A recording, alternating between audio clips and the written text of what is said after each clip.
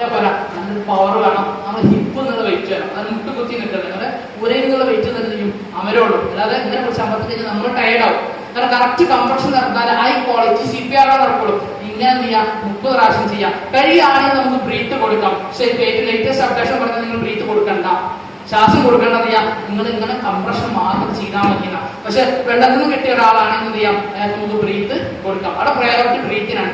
ആദ്യം നിങ്ങൾ ശ്വാസം കൊടുക്കുക, നമ്മൾ എന്ത് ചെയ്യാം 30 പ്രാവശ്യം അമർത്താം. ഇതുവരെ നമ്മൾ കഴിഞ്ഞ് പഠിപ്പിച്ചെന്താണ്, CPR ചെയ്യാനായിരുന്നു അല്ലേ. പക്ഷെ ഏറ്റവും ലേറ്റസ്റ്റ് പറയുന്നത് വെച്ചാൽ നിങ്ങൾ എന്ത് ചെയ്യാം, ഇയാളെ വായിലേക്ക് ബ്രീത്ത് കൊടുക്കുക. ആർക്ക് വെള്ളത്തിൽ നിന്ന് കിട്ടിയ ഒരാളാണ് മാത്രം എന്ത് ചെയ്യാം, നിങ്ങൾ അയാളെ ഹെഡ് ഇട്ടിട്ട് മുക്കിൽ കൈവെക്കുക, താടി ഉയർത്തിട്ട് എന്ത് ചെയ്യാം, വായിലോട്ട് 2 പ്രാവശ്യം റെസ്ക്യൂ ബ്രീത്ത് കൊടുക്കാം. ഇത് പറ്റുകയാണെങ്കിൽ ചെയ്താൽ മതി. നമുക്ക് പറ്റുന്നില്ലെങ്കിൽ എന്ത് ചെയ്യാം, 30 പ്രാവശ്യം കംപ്രഷൻ ചെയ്യാം. 30 പ്രാവശ്യം കംപ്രഷൻ ചെയ്യുക, 2 പ്രാവശ്യം ബ്രീത്ത് കൊടുക്കുക. 30 പ്രാവശ്യം കംപ്രഷൻ ചെയ്യുക, 2 പ്രാവശ്യം ബ്രീത്ത് കൊടുക്കുക. ഇങ്ങനെ 5 സൈക്കിൾ ചെയ്യാം. ചെയ്തതിന് ശേഷം വീണ്ടും എന്ത് ചെയ്യുന്നു, ഇങ്ങനെ നോക്കുക, ചെസ്റ്റിലേക്ക് നോക്കുക, ബ്രീത്ത് ഉണ്ടോ നോക്കുക. ഇല്ല, വീണ്ടും വീണ്ടും 30 പ്രാവശ്യം അമർത്തുക. ഇങ്ങനെ അമർത്തി കൊണ്ടുപോവാ. അപ്പോഴാണ് ആംബുലൻസ് വന്നു അല്ലെ.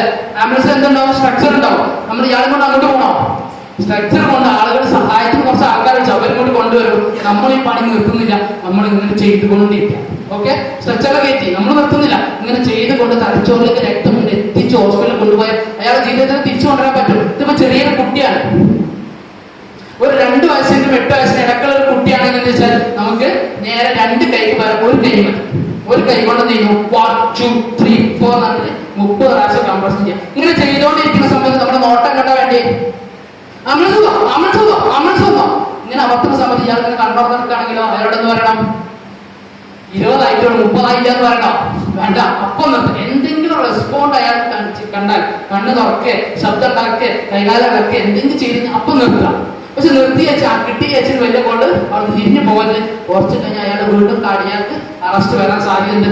വീണ്ടും നമ്മൾ എന്ത് ചെയ്യാൻ സമയത്ത് വീണ്ടും ചെയ്ത് കൊണ്ട് ഹോസ്പിറ്റലിൽ പോകാം. ഇത് ഏതൊരാൾക്ക് ചെയ്യാൻ പറ്റും. അപ്പോൾ 2 വയസ്സിന് 8 വയസ്സിനടുത്ത് കുട്ടിയാണെങ്കിൽ 1 കൈ മതി. അതായത് മറ്റത് 5 മുതൽ 6 സെന്റിമീറ്റർ ആണ്. ഇതോ അറ്റ്ലീസ്റ്റ് 5 സെന്റിമീറ്റർ എങ്കിലും അമർത്താം. അപ്പൊ ആ ഒരു പവർ മതി. ഇത് ചെറിയൊരു കുട്ടിയാണ്. ഈ കുട്ടിയിൽ ലേറ്റസ്റ്റ് അപ്ഡേഷൻ പറയുന്നത് വെച്ചാൽ മുന്നൊക്കെ നമ്മൾ 2 വിരലുകൊണ്ടാണ് CPR പഠിച്ചല്ലേ. 2 വിരലും കൊണ്ടല്ലോ, ഇനി 2 വിരലല്ല.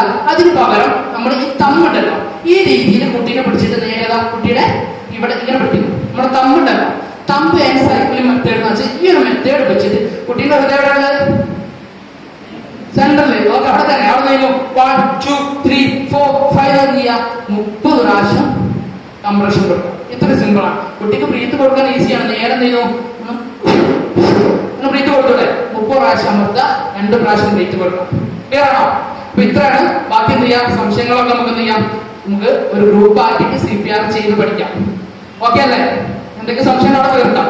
അപ്പൊ ഇതിനെയാണ് CPR എന്ന് പറയുന്നത്, കാർഡിയോ പൾമണറി റിസസിറ്റേഷൻ എന്ന ടെക്നിക്ക്.